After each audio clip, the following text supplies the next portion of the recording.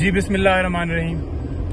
آج عمران خان صاحب کے ہمراہ ابھی ہم سپریم کورٹ میں تھے اور ابھی جوڈیشل کمپلیکس کی طرف جا رہے ہیں۔ وہاں پر مختلف مقدمات لگے ہوئے ہیں، اینٹی ٹیررزم کورٹ میں بھی اور اس کے ساتھ ساتھ نیب کورٹ میں۔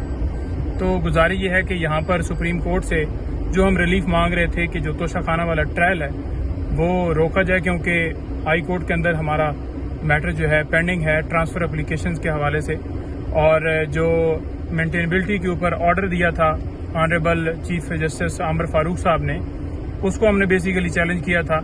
تو لہٰذا وہ صدا ہماری یہاں پر جو ہونی چاہیے تھی منظور، وہ نہیں ہوئی، اور ابھی ہمیں دوبارہ بھیج دیا گیا ہے اسی عدالت میں کہ آپ دوبارہ جائیں جہاں سے پہلے ہمیں انصاف نہیں ملا۔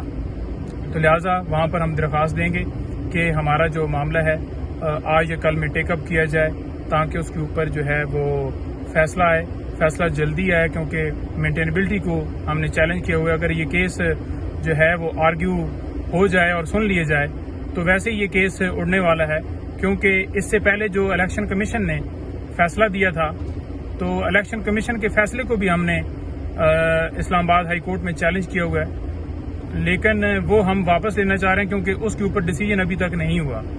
تو لہٰذا وہ واپس بھی لینے کی جو ہماری استدعا ہے وہ منظور نہیں کی جا رہی، اور وہ جو ہے نافکس کیا جا رہا ہے میٹر۔